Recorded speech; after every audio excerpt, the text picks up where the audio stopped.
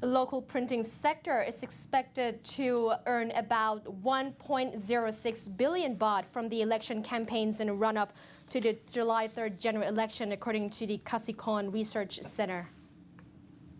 KRC said the large cash injection had been driven by two key factors: an intensive competition among political parties, especially in the party list, proportional representation vote, and the Election Commission's strict regulations on parties conducting campaigns using broadcasting media such as television and radio. The number of party list MPs has increased significantly from 80 in the last general election in 2007 to 125 this year. The number of political parties has jumped from 31 to 40. KRC said about 66.5% of the print advertising money would go on the billboards, 12.3% would be spent on leaflets, 6.6% on newspaper ads, 2.8% on posters, and 11.8% on the Election Commission's print ads encouraging people to vote.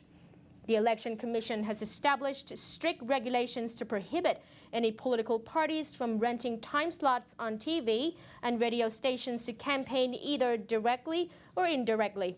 They will be allowed to campaign in specific time slots allocated fairly by the Commission.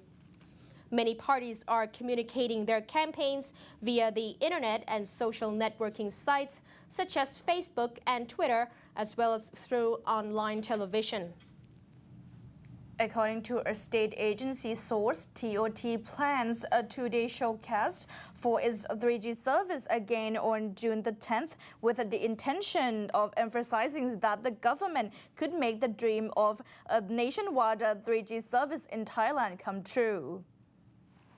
The source added that the showcase will be a political attempt to highlight the government's performance ahead of the July 3rd general election. But the showcase will have to rely on TOT's existing network in Greater Bangkok, as the first phase of TOT's rollout of new and nationwide 3G network would be finished in the next 4 months. The cost of the showcase is estimated at 5 million baht.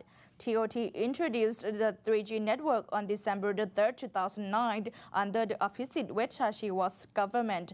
At the time, Ranongrak Suwantwi of the Pheu Pandin Party was the Information and Communications Technology Minister. The cabinet approved the TOT plan to roll out the 3G network nationwide last September. The current ICT minister, Jutik Rairer, belongs to the Democrat Party. The cabinet approval for TOT's new network rollout came shortly after the Central Administrative Court issued an injunction last September against the National Telecommunications Commission's plan to auction the 3G 2.1 GHz spectrum licenses last September. TOT is expected to complete the launch of its new 3G network in the middle of next year. The network installation in the first 2 phases will be finished in 180 days after May and will focus on Greater Bangkok and 13 provinces. The third phase will be in the network's nationwide expansion. TOT's plan to roll out the new nationwide 3G network was not smooth. On January 27th, the Ericsson-led consortium filed a complaint at the Central Administrative Court that it was unfairly disqualified in TOT's bidder qualification process to procure the new 3G network. The court has ordered a judicial review. TOT held the e-auction on January 29th when the SL consortium emerged as the winner. The state agency granted the deal to the consortium in May. Kunonarvi, what will happen if China's premier prime minister met the Japanese SMAP band? Wow, it's very Coming up next after the break on ANN.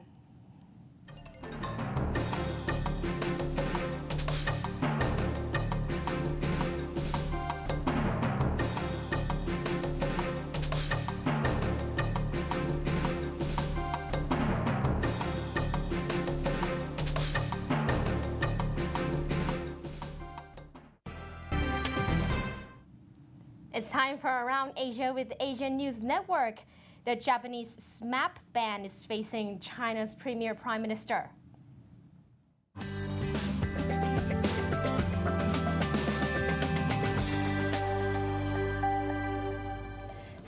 welcome to Around Asia with ANN. I'm Yasmin Lee. We bring you the latest from the newsroom of Asean News Network, an alliance of 21 newspapers in Asia, including the nation of Thailand. I'm Rupak Sharma. Last May 21, we saw soft power in action at the sidelines of the recently concluded East Asia Summit in Tokyo.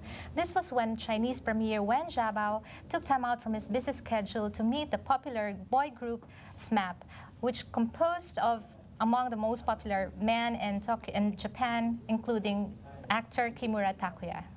Well, SMAP was supposed to hold a show at the Shanghai Expo in June last year, but it was cancelled due to the security reasons. At that time, authorities feared that they might not be able to handle the large number of people expected to turn up. Then in October last year, SMAP was also forced to reschedule a two-night concert, also in Shanghai, due to a row between China and Japan over the arrest of a Chinese boat skipper involved in collision at sea off the disputed Senkaku Islands. The concert would have been the group's first ever overseas performance since it was formed in 1988. And on September 16 this year, SMAP will get to perform for the first time in China, this time in Beijing. That is, if nothing will come in the way. The concert is set to mark the 40th anniversary of the normalization of China-Japan diplomatic ties. During his meeting with SMAP, Premier Wen said he hopes that the group's songs will help nourish the friendship between the two countries. And he also joked that he's too old to have had a chance to listen to some of SMAP's songs, but that he said they have a lot of fans in China. Well, I heard they sang a song there. Yes. Yeah, they sang the Chinese version of one of their popular hits, which is called Sekai ni Hitotsu Dake no Hana, which means the only flower in the world. Let's listen and watch the Chinese version of that song. 你好吗？你好。稲垣吾郎です。中国の皆さんにお会いできるのを本当に非常に楽しみにしております。我很想你们。相处幸福。香取慎吾です。我爱你。你们真漂亮。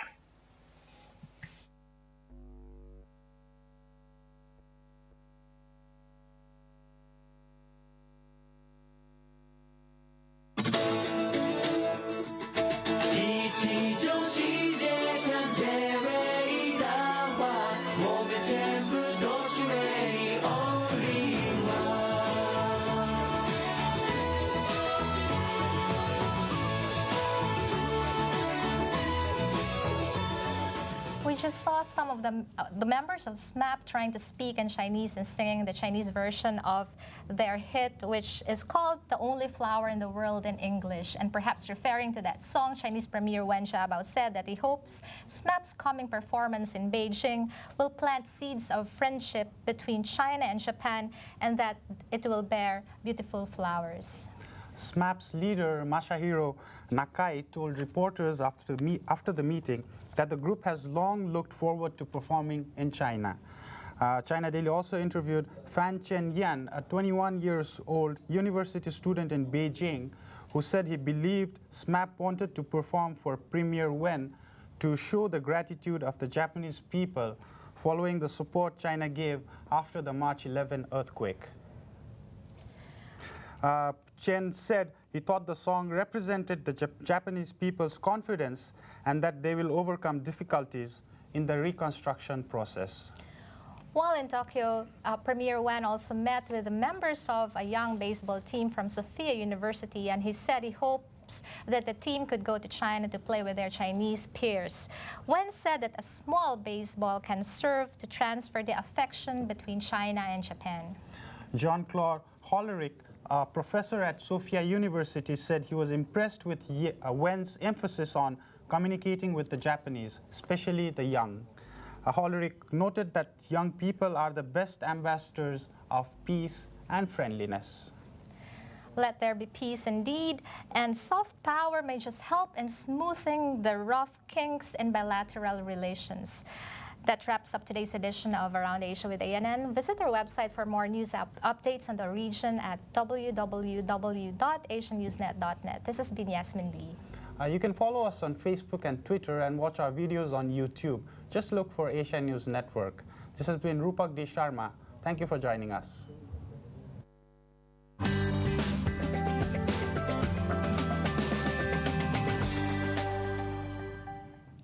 That's all for morning news updates, and please follow us Monday through Friday, 7 to 8 a.m. Don't hesitate to leave your comments and suggestions on our Twitter and Facebook accounts.